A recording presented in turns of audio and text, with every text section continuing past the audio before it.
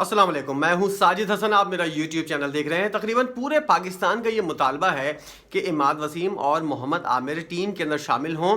जो लोग क्रिकेट को समझते हैं वो लोग समझते हैं, ये वाली बात जानते हैं, और इसीलिए वो लोग मुतालबा करते हैं कि ये दोनों खिलाड़ी टीम के लिए कितने ज़रूरी हैं, कितने बड़े ये खिलाड़ी हैं, और दूसरी मुखालिफ टीम के ऊपर ये प्रेशर डालने में कितने अहम किरदार अदा करते हैं, और माजी में इन्होंने क्या कुछ सर्व किया हुआ है।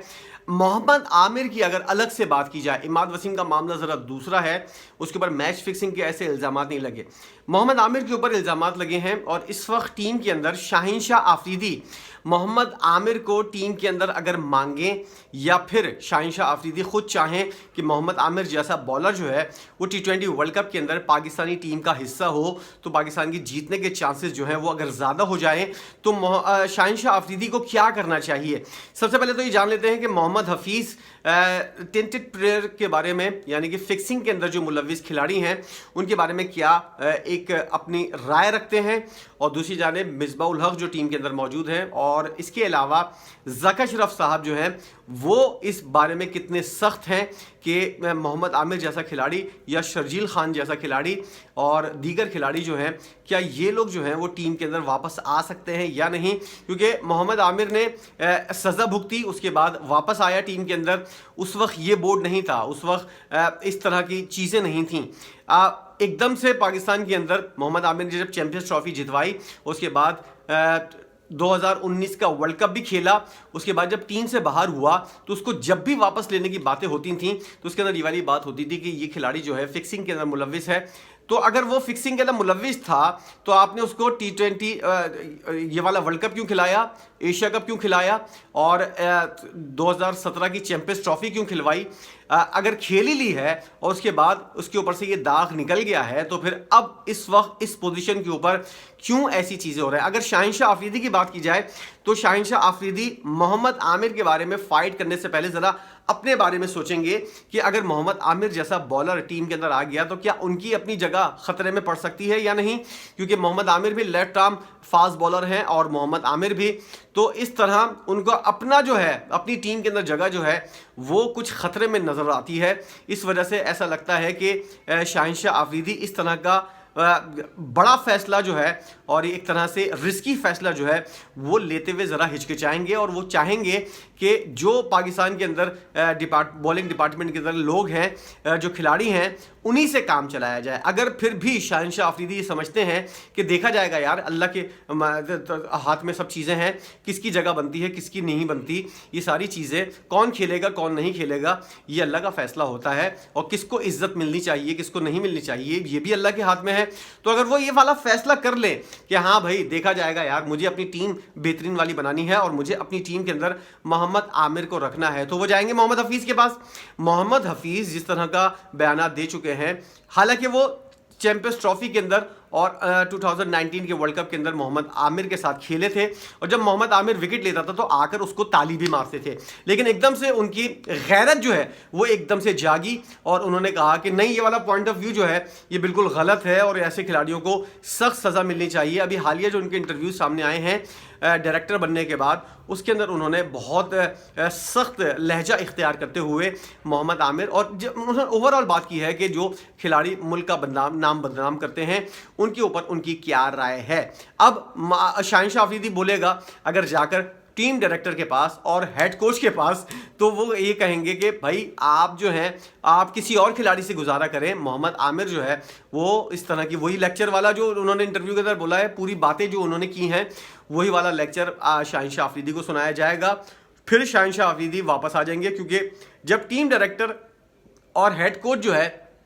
वो ये कह रहा है कि आप दूसरे खिलाड़ियों से काम चलाएं, मोहम्मद आमिर को जहन से निकाल दें, इनकी अब टीम के अंदर जगह नहीं बनती, तो फिर शाहीन शाह आफरीदी जो है शायद वो ज़का अशरफ साहब के पास भी जाए, लेकिन ऐसा होता हुआ बहुत कम नज़र आता है। ज़का अशरफ की अपनी राय है। ज़का अशरफ साहब ये समझते हैं कि मोहम्मद आमिर को जो है जितना सपोर्ट किया है नजम सेठी ने और उसकी कमबैक के अंदर जितना उन्होंने किरदार अदा किया है, एक तरह से वो उसके साथ भी राइवलरी बनाए हुए हैं कि इस बंदे को जिस लोगों को नजम सेठी साहब सपोर्ट करते थे वो उनकी गुड बुक के अंदर हरगिज़ नहीं है। उनकी जो है राय जो है वो इस बारे में कुछ भी हो, लेकिन वो ऐसे शख्स को कभी भी सपोर्ट नहीं करेंगे जिसके लिए आउट ऑफ द बॉक्स जाकर नजम सेठी साहब ने काम किया, उसको टीम के अंदर रखने के लिए बहुत अहम किरदार अदा किया और उसकी वापसी और उसका कमबैक जो है उसको यकीनी बनाने में नजम सेठी साहब का बहुत बड़ा हाथ है। तो ज़का अशरफ साहब कभी भी ऐसे शख्स को टीम के अंदर शामिल नहीं करेंगे और वो यही सोचेंगे